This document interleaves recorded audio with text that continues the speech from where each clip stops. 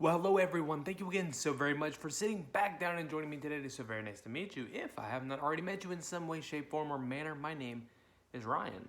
And today I've got something a little bit different for you. People have done these types of lists before, whether it be actual programs or hypothetical programs like I'm doing now. A lot of people do this sort of thing, but I got the inspiration or the motivation to do it, the drive to do it, from listening to a recent episode of Cobwebs, a Gothic Cinema podcast, hosted by Daniel Epler, who's an amazing host, a good person. He's such a sweetheart, and that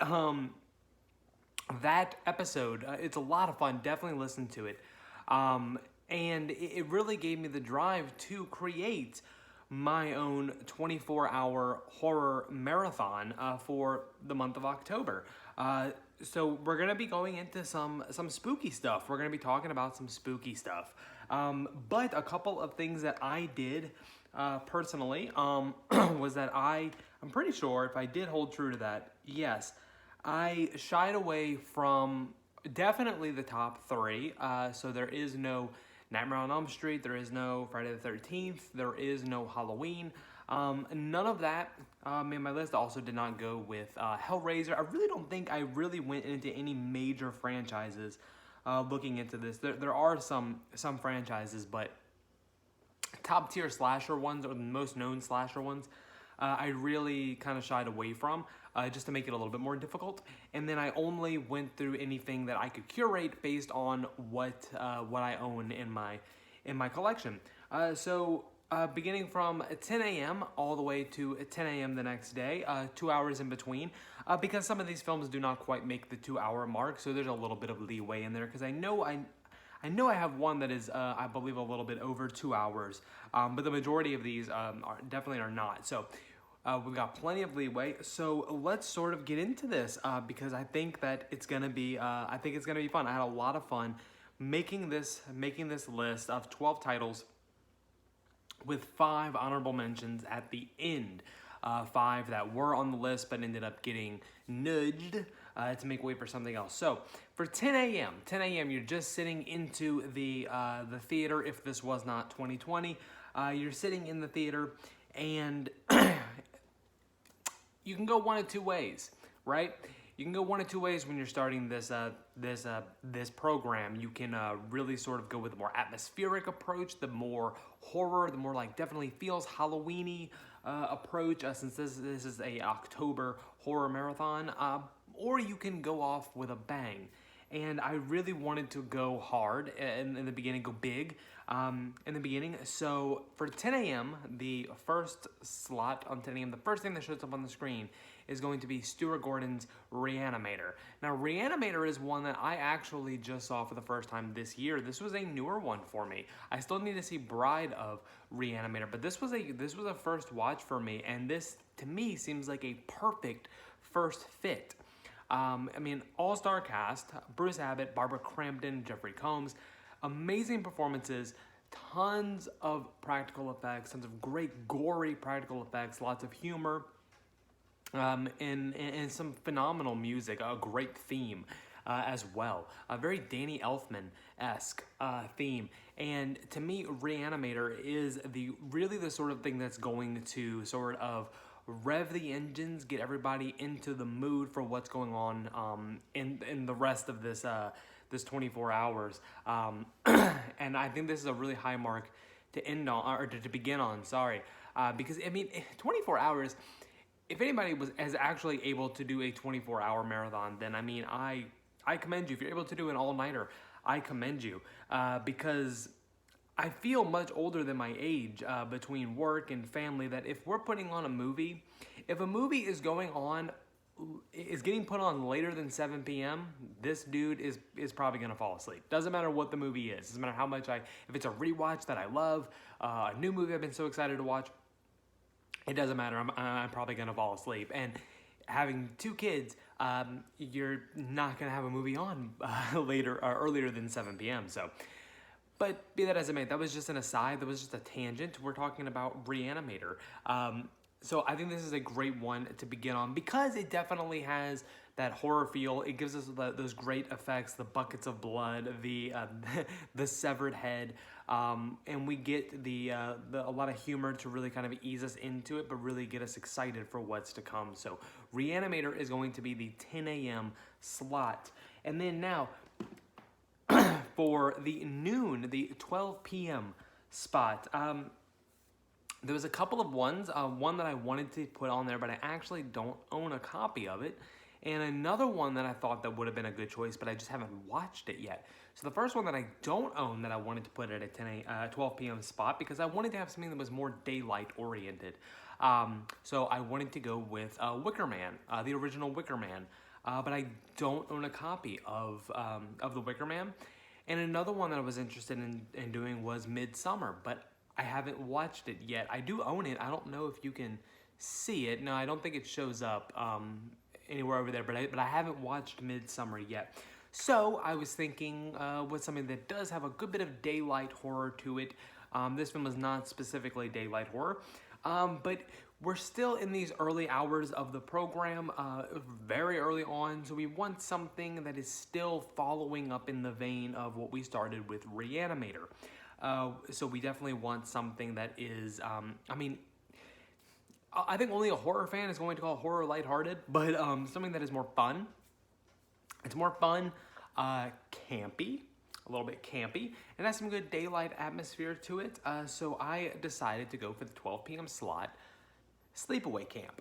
I decided to do Sleepaway Camp because there is a good bit of daytime horror elements in there.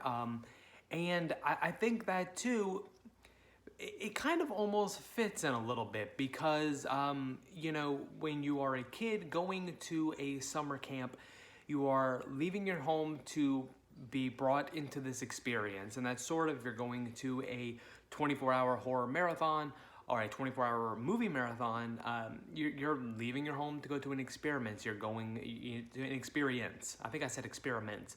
Got ReAnimator still on the mind. Experience. So I think that Sleepaway Camp was a really, really good choice for that.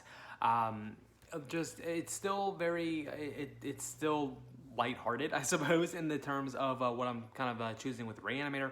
It's not super, it's more fun. It's still more fun because I wanted to keep the early ones fun. I did not want to kind of go super serious, super grave, super atmospheric very early on because I wanted to ease into this programming block, ease into it, but definitely not make it a slog in the beginning to kind of go through. So I think that Sleepaway Camp is going to be a really good second film. And this is the Scream Factory release. That was the Arrow release, obviously. So Sleepaway Camp. The next one, now we're at 2 p.m. 2 p.m. So we've had two films that are very gory.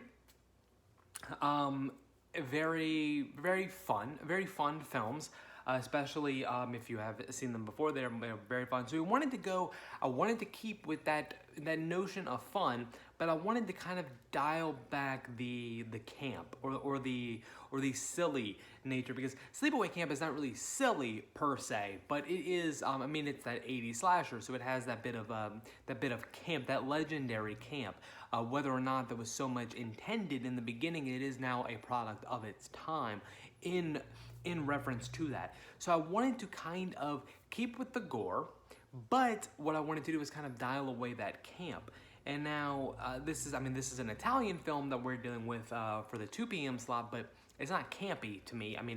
It is definitely a more serious film. It's not as super silly, minus one very ridiculous scene, but very awesome, still very, very fun, but in a different sort of way, I suppose. Maybe this makes sense when I just go ahead and show it. So for the 2 p.m. slot, Sleepaway Camp has just ended. We refilled on drinks, we've gone to the bathroom, brief intermission, called loved ones, let them know I don't know if I'm ever coming back. And we get back in the seats, and we get Zombie, Fulci's Zombie, or Zombie 2, however you choose to call it based on how it was marketed. So Zombie, I think that Zombie is a good, because you gotta have a zombie film, right? You gotta have a zombie flick. in there, just like you had to have, you had to have a slasher. So I went with Angela.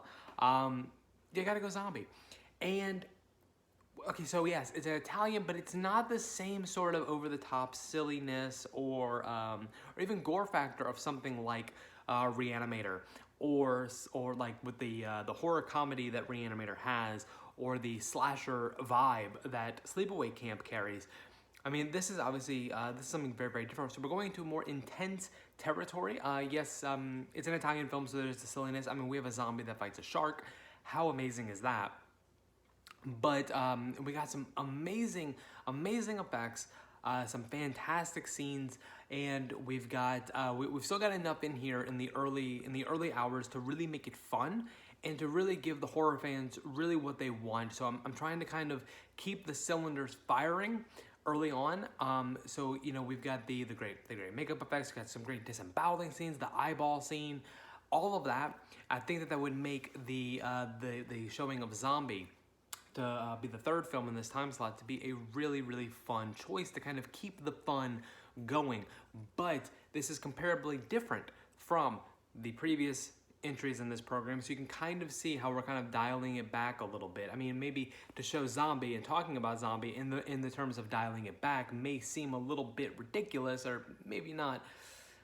It may be hard to understand what I'm talking about, but we're getting into a little bit more serious territory. Yes, it's an Italian film, but we're getting into more serious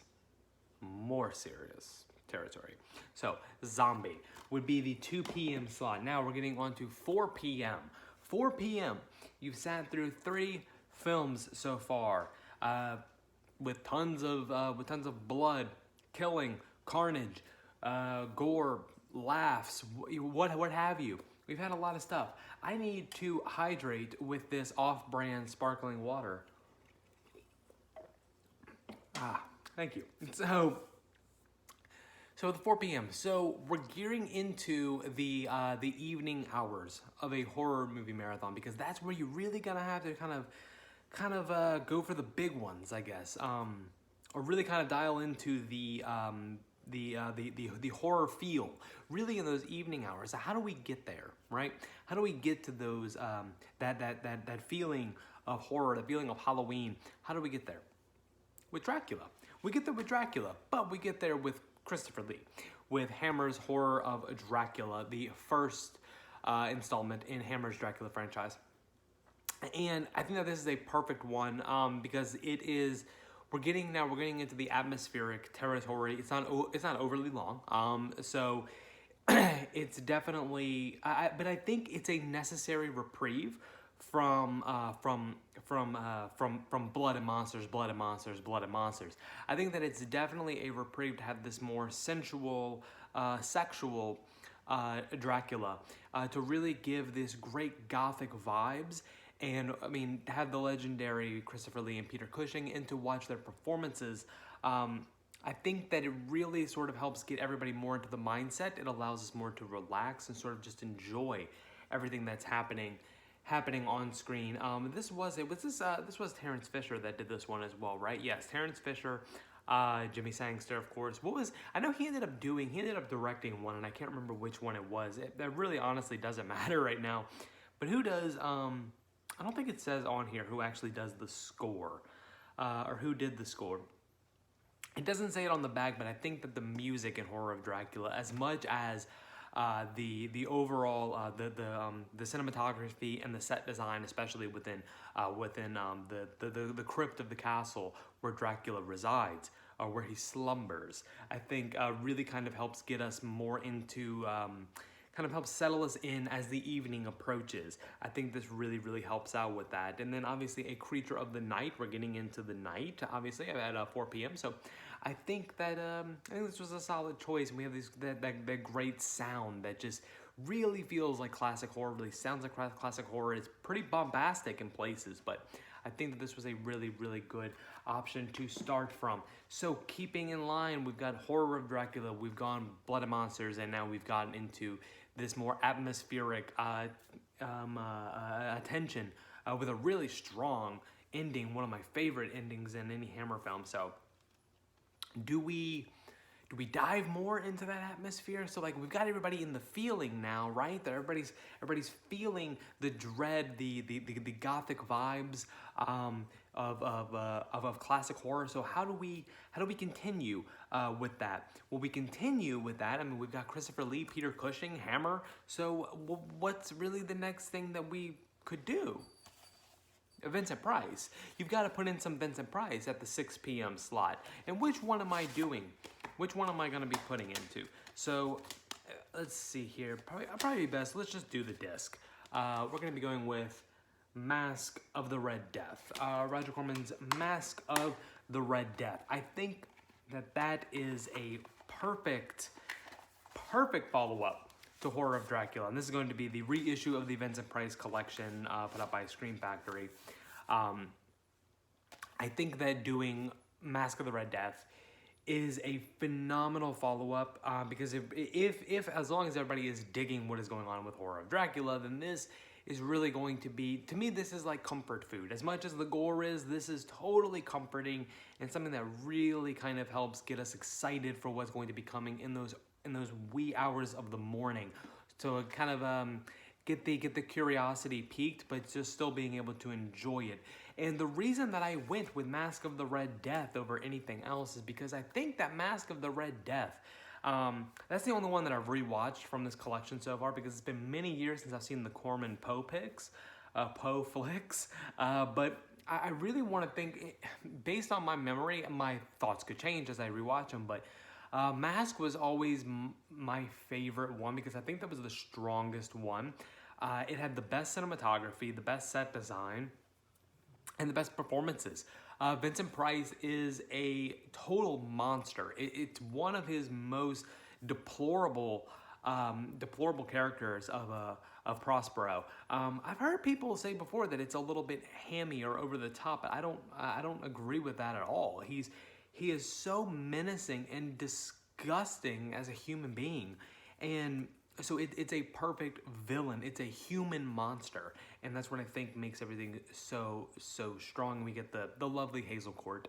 I think that Mask of the Red Death is a great follow-up from Horror of Dracula. So now, we've built in tension, we've built in the atmosphere, because I think that Horror of Dracula is more subtle atmosphere. Mask of the Red Death is much grander. It's much livelier in terms of the atmosphere. So now that we have kind of built this little bubble, of terror, how do we continue with that? Do we pop it and do something else, or do we see how far it expands? We're going to see how far it expands. And obviously I have not been going too far into all of these because this is more about the programming slot and kind of getting you thinking about what this would be like if you have seen these films before. Because this would be a 2-hour-long video if I was sitting here trying to do a review and going into everything about these films.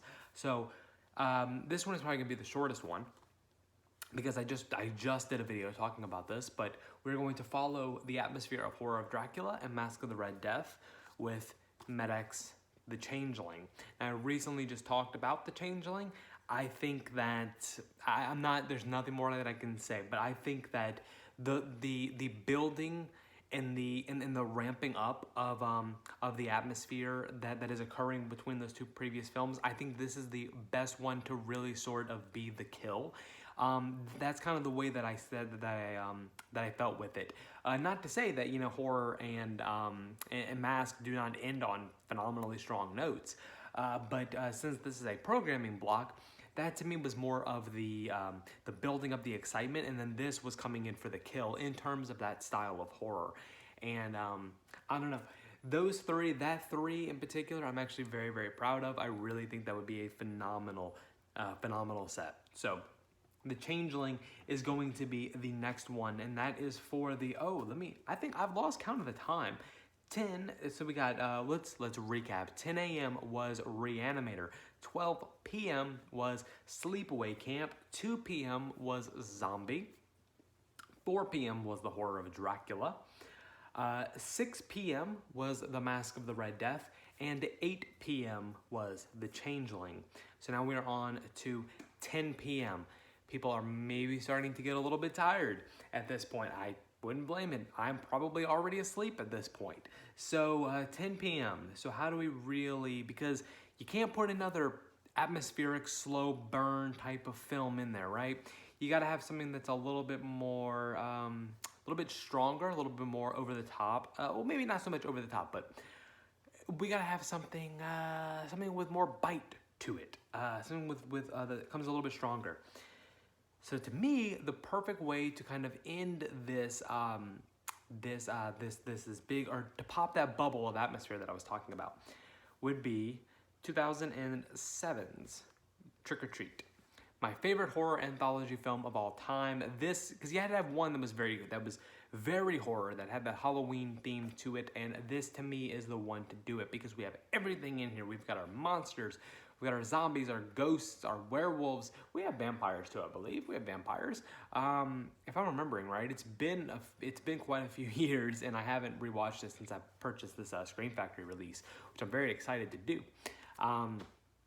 We got serial killers, and we have everything in here. There's not a weak segment in this film. I adore this film to pieces, and I think that this is the great thing to come off this more slow burn leg, or this more gothic leg, this atmospheric leg. I think that coming in strong with something like Trick or Treat is a really good way to sort of get people to sit back upright in their seats a little bit, you know, to kind of get a little bit more excited as they start to kind of get tired.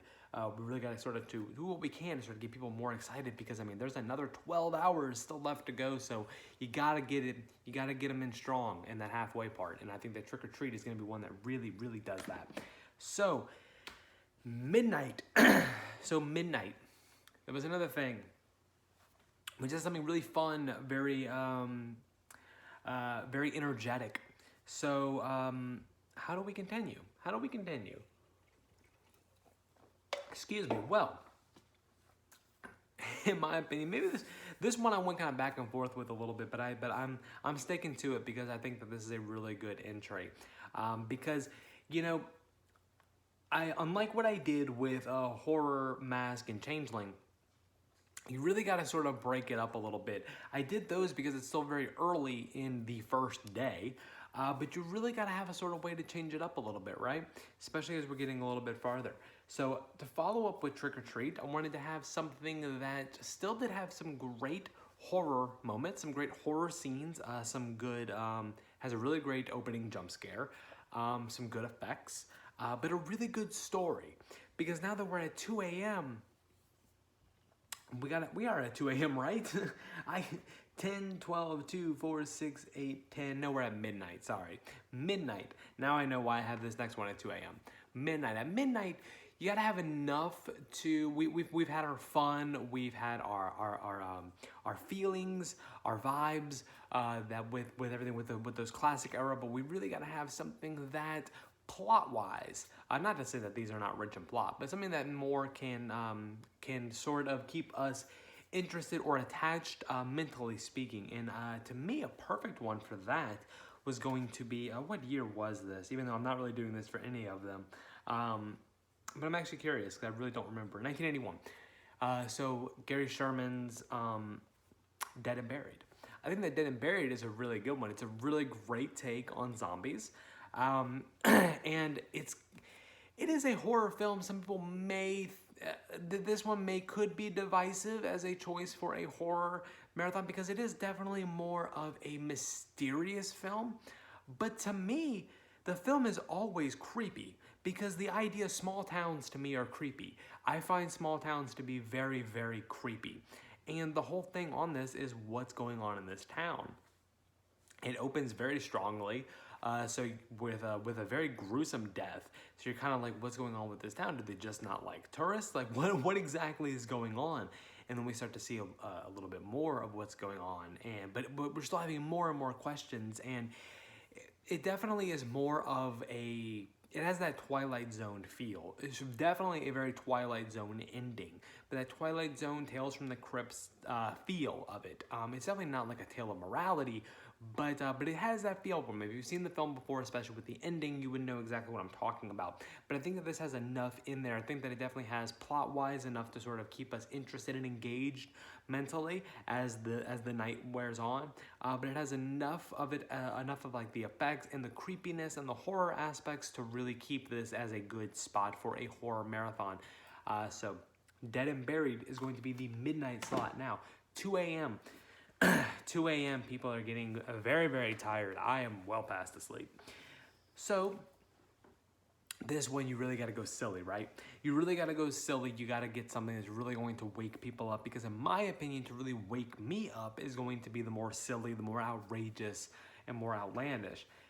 And what's more outrageous and outlandish than Killer Clowns from Outer Space? One of my all-time favorite silly horror movies.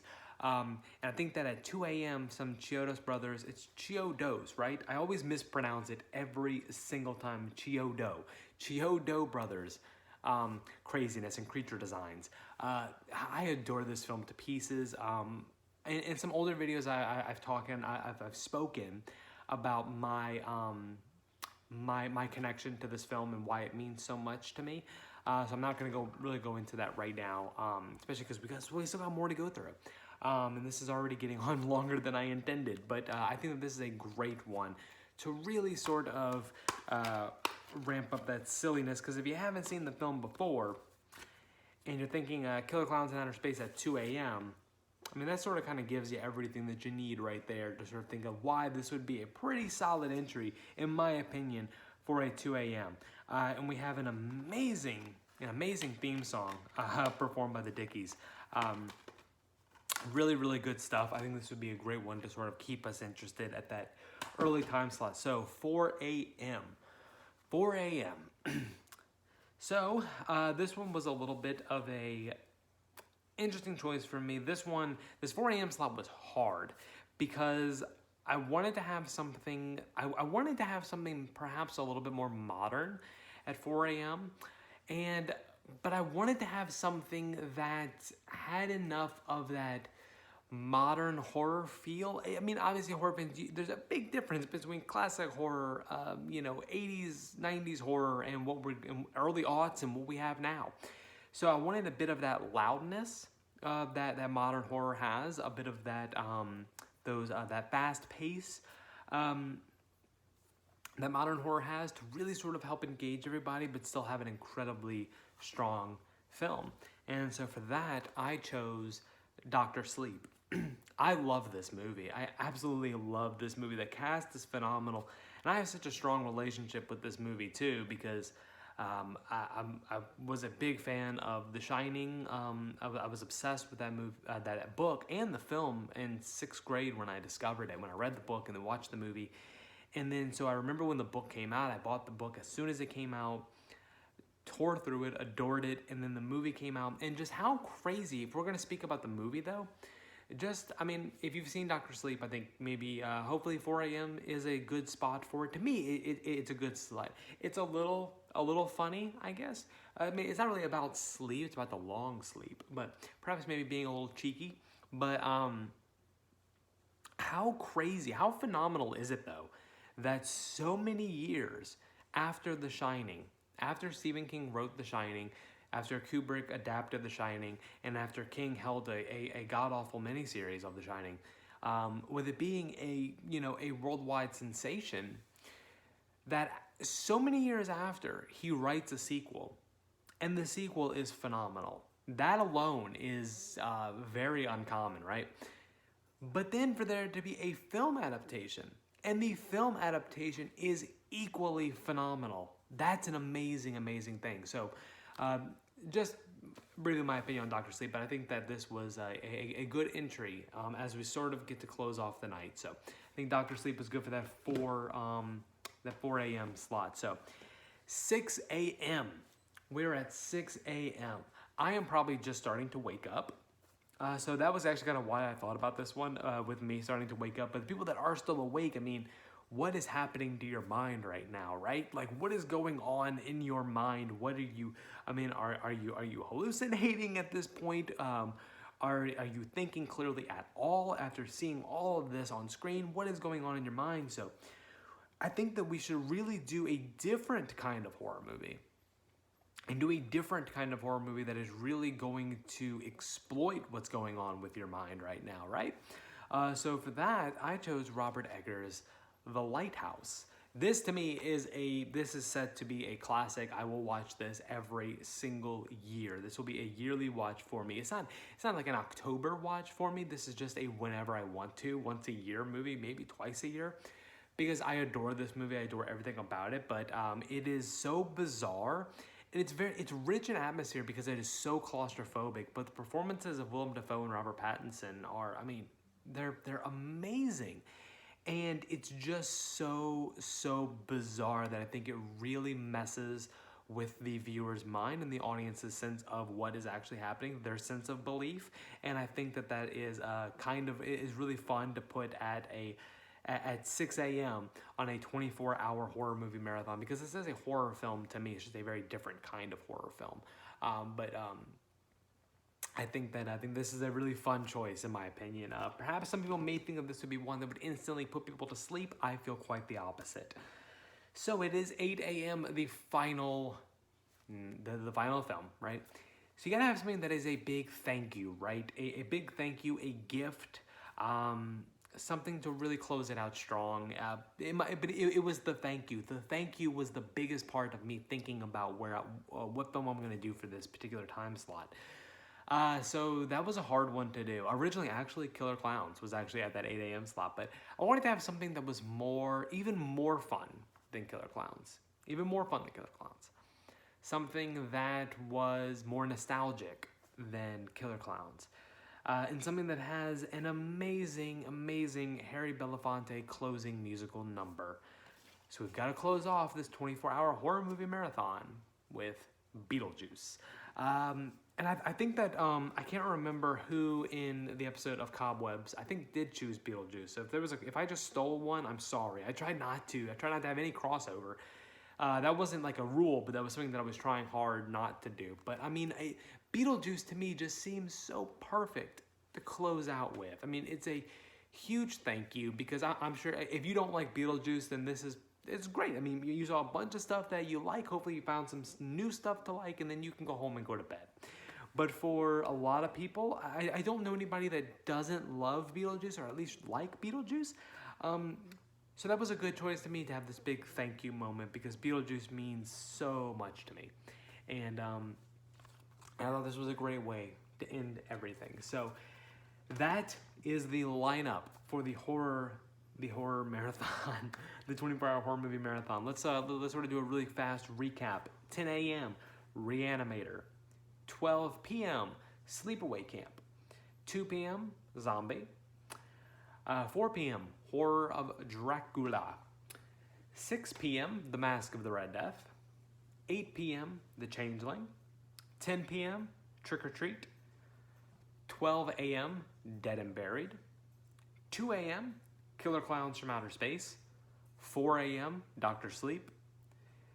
6 a.m. The Lighthouse. And 8 a.m. the final film, Beetlejuice.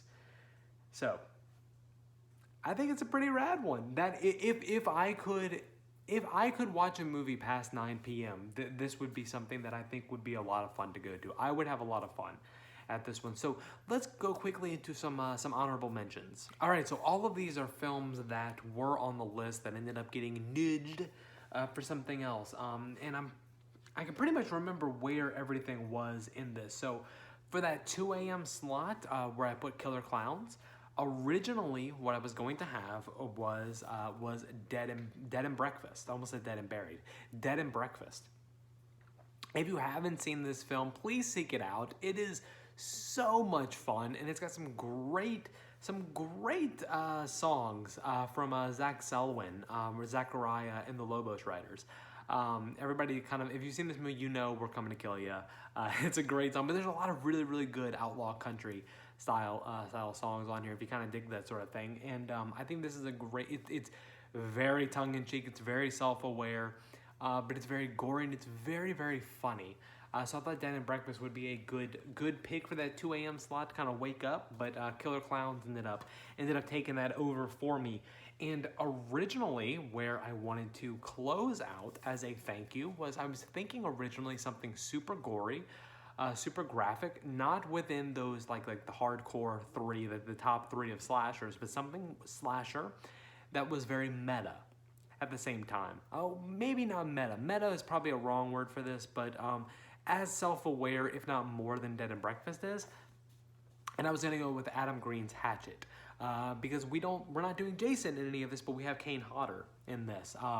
So I was gonna go with the first Hatchet, but Beetlejuice to me seemed like a much more proper send-off for that. Where Trick or Treat was originally, I wanted to do another anthology because I wanted to do an anthology at a time slot, and originally I was going to put the Amicus production of From Beyond the Grave. But to me, Trick or Treat seemed like something to it captured the feeling of the horror marathon, the Halloween horror movie marathon, a little bit stronger, especially after we're coming off of 3 very atmospherically dense horror films. I thought that then it was necessary to break that up. So even though From Beyond the Grave is a masterpiece, I went with Trick or Treat instead. Another one that was originally going to be at that 2 a.m. time slot, but I ended up not doing it there. This one, it only lasted briefly. This was the first one, but then Dead and Breakfast came quickly, and then it ended up being Killer Clowns. But I was originally going to put Spookies at the 2 a.m. slot, because if you've seen this, then you're very well aware of why it would be a really fun film to sort of try to imagine what it is that you're watching. Because I even played with the idea of, wouldn't it be kind of cool to do the movie and then the doc all about Spookies and the making of Spookies, but which is such a phenomenally bizarre story, and a bit of a tragic story, really. We have so many crazy character designs, some fantastic, some terrible. We have farting mudmen, so much craziness that's going on in Spookies, and I thought that would have been a good choice, but it was definitely quickly overshadowed by the replacement, and then what ended up making that time slot. And then for this one, I didn't have a place of where to put this one, actually. This was just one that I really wanted to have in there because it's been many years since I've seen this film, and that may have actually been why I didn't include it, because I don't know if I will love it as much as I did. So it is one that I need to revisit, but I remember just having so much fun watching this film. And I've never seen the sequel, but it was going to be Dead Snow, the Nazi zombie film, Dead Snow. It's very meta. I mean, one of the guys is wearing an Evil Dead t-shirt, if I remember correctly. So much fun, so gory, very over the top, but just really holds true to what it's supposed to be and does it very, very well. But I didn't have a time slot of where this ended up being, and as I created the list, time slots were being filled up to where there was nothing left for Dead Snow, unfortunately, so it did not make the list. But that is everything. That is the list, the 24-hour horror movie marathon. What do you think about it? Is that something that you would, if you were able to do a 24-hour horror movie marathon, is that something that you would sit through? What do you think? Leave a comment down below. I'd love to hear from it. If you have any opinion on these films, or where you would, or if you like it, but if you would put something else in a time slot, let me know. That would be awesome. It'd be really cool to hear that. So thank you all so very much for sitting down and watching this with me today. If you liked it, please be sure to hit the like button, hit the subscribe button for more additional content. We've got sale hauls, review videos, collection updates, box set adventures, all sorts of stuff with much more coming along down the pipeline. All of my social media and contact information can be found in the description box down below, but other than that, that's all that I've got for you today. That's all. So again, I really do hope that you enjoyed this video. Thank you so very much for watching, and I really truly hope that you enjoy the rest of your day.